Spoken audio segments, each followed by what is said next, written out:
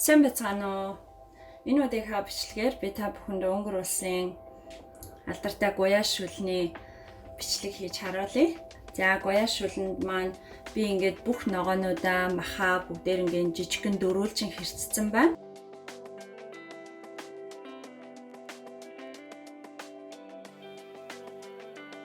Гуяа шүлнийхаа шүлийг хийж эхэлцгээе. За эхлээд тосоо хийж халаа. Та нэг иймэрхүү тос хийх болно.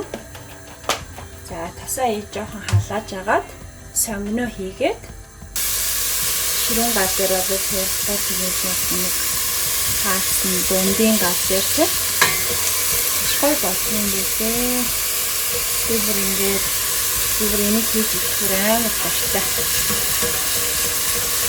Аштай.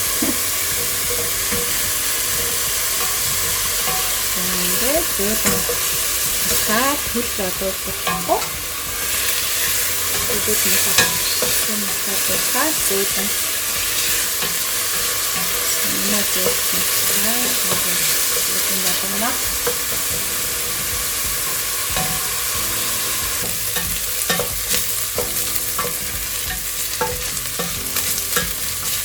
За одоо ингээд удаан чинжүүгээ хийнэ. Удаан чинжүүгээ хийхдээ галаа шууд унтраа. Гол удаан чинжүү маань ширүүн гал дээр шууд хүлэгдчихдэг юм. За одоо ингээд галаа унтраа чинь. За удаан чинжүү маань байна. Ингээд хутгаад өгнө.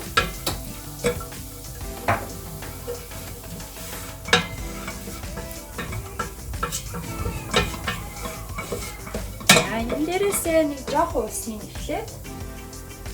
За эхлээд энэ дээрээсээ нэг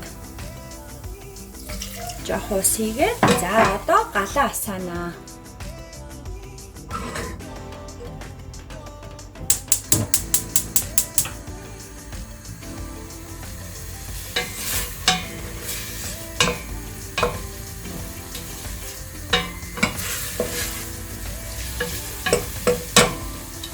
Жохон утгаж өгөөд одоо энэ дээрээсээ маха хийнэ. Энэ болчихсон болон болжээ. Галаа унтрааж агаад улаан чинжүүгээ хийхгүй бол хүлэгдчихэн шүү. За одоо маха.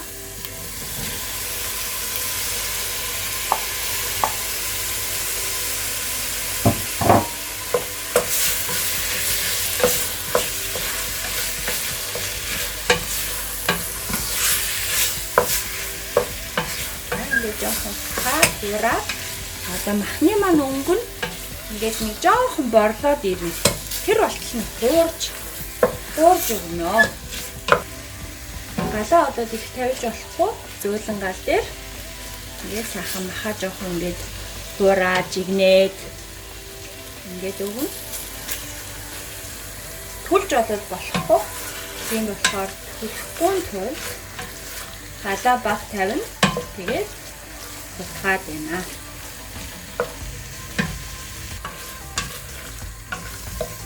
Махны маань өнг ингээд одоо жоохон хаачих. Борлоод ирж.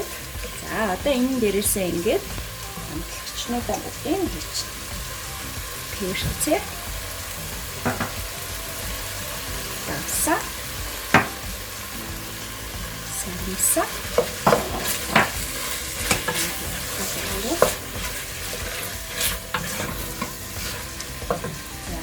Миний гацээлэр басна. Лаврынхаа мэлчтэй. Тэгээд шар чинжүү маань тасарна. За одоо энийг ингэж жахахад энэ сайхан холиод өгнө. За одоо ингэж жагаад дээрээс нь томатогоо бас хийнэ.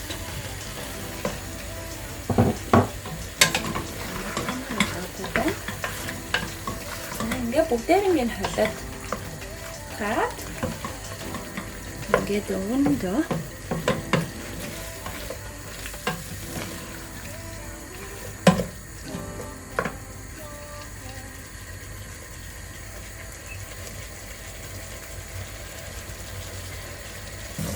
За одоо ингээд усыг ингээд бэлэн болчихлоо.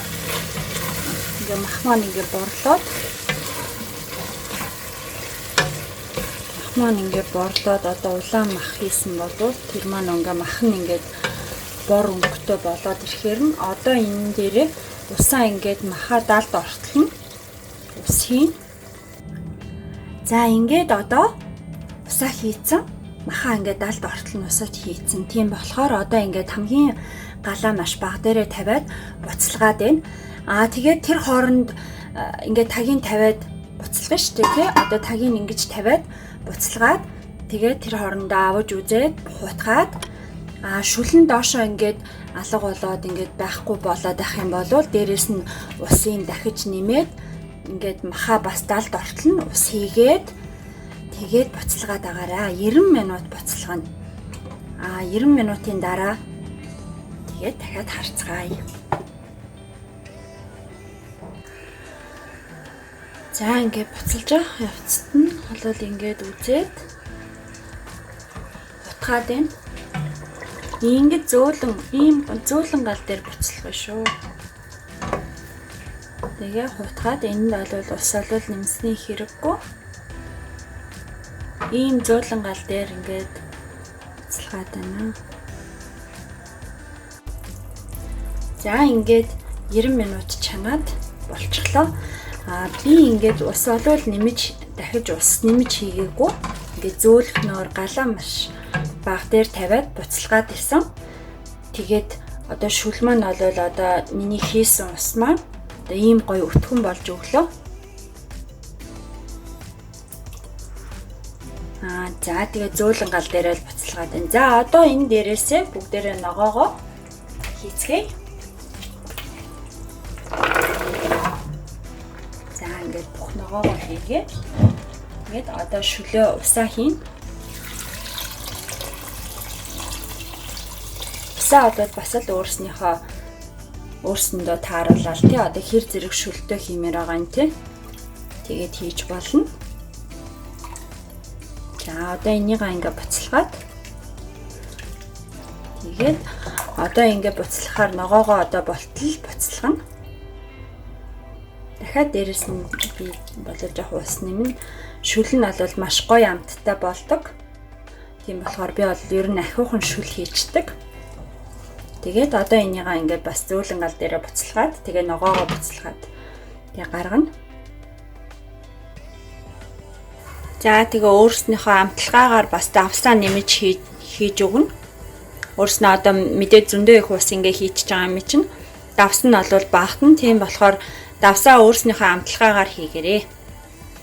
За одоо шүл маань ингээд буцлаад барыг ногоо маань ингээ болж байна. Тэгэхээр энэ дээрээсээ за гэрийн аргаар хийсэн одоо гурил би хийж харуулах чинь яаж хийх гэж байгааг юм. Тэгэхээр тэр гуриланд одоо би одоо 1.2 кап гурил энэ 125 мл гээд байна. За энийг тэгээд нэг өндөг тэгээд 60 мл ус. Тэгээд жоохон давс орно. За одоо энийгээ би хийж харуулъя. Яаж хийх юм? За гурлаа хийгээд өндгөө дээрээс нь өндгөө хийн.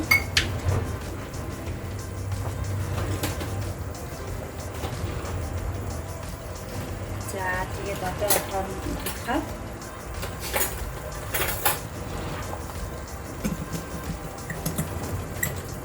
за дээрээс нь одоо усаа хийж өгнө. Тэгээд жоохон давс.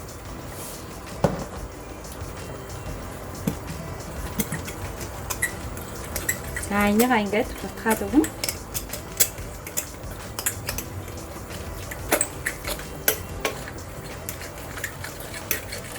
Энийг бас шүлэндөө ингээд хийчихээр шүл маань айгуу гоё амттай. Тэгээд энэ одоо ингээд өндгөөр зуурсан гурил маань бас өөрөө их гоё амттай болгочдөг шүлийн маань. Тэгээд яг нөгөө зөвхөн одоо гом хийх биш. Ингээд хийчихээр маш гоё амттай болчтой юм лээ. За нэг ингэж болж байна. За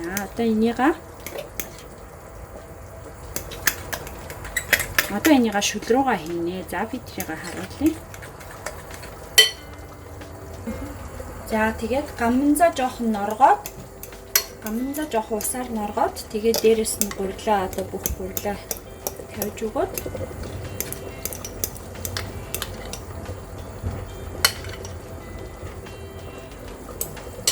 одоо энийгээ шүл рүүгээ ингээд багаар хийгээд байна. Тэгээд тэр хоорондоо бас утгаад өгнө шүлөө.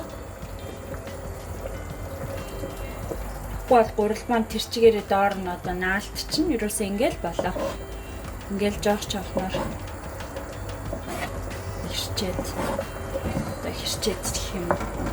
Таслаал ингээд хийм. За ингээд багаар тэгээ бас хутгаад байна. Хооронд наалт ууж болохгүй. Одоо ингэж гарч ирж байгаа гурал маань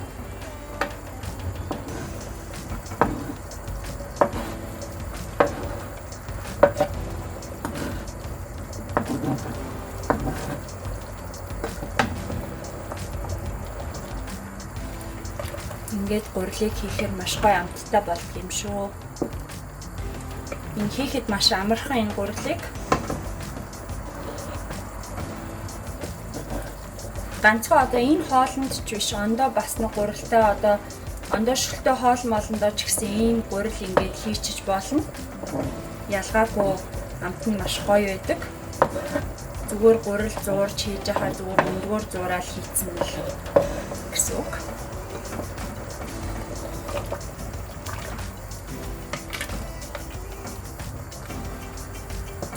Ийм болж байна.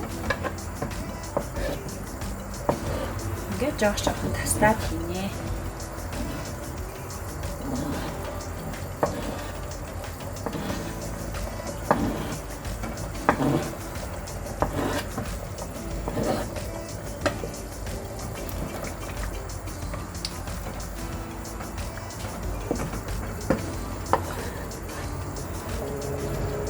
Уяа шүл маань бол ингээ өнгөн юм бор маш гоё одоо ингээд бүр айгүй удаан буцлагдсан болохоор шүлний маань өнгөн ч гэсэн маш гоё махан одоо ногоо бүх юм дотроо ингээд тараад маш гоё болдог. Амт бол үнэхээр гоё. Зүгээр ус хийхин оронд бас юу хийчих болно шүү дээ. Одоо нөгөө ясныхаа шүлийг бас хийж болно. Бүр гоё л амттай болно.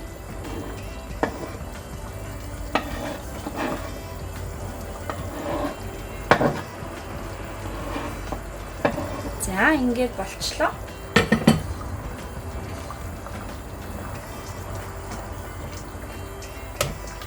Одоо энийг жоохон буцалгаал. За тэгээд ингээд шүл маань ер нь бэлэн болж байна шүү.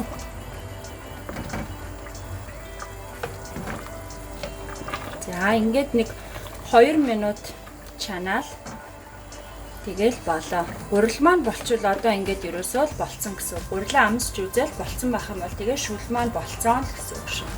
За тэгээ та бүхэндээ амжилт хүсье. Миний энэ хоолны маань жорууд та бүхэнд таалагдана гэж найдаж байна. Тэгээ таалагдах юм бол бас тэгээд туршаад хийгээд үзээрэй. Гэр бүлийнхэндээ бүгдээрээ гоё хоолоо хийж идцгээгээрэй. Баяртай.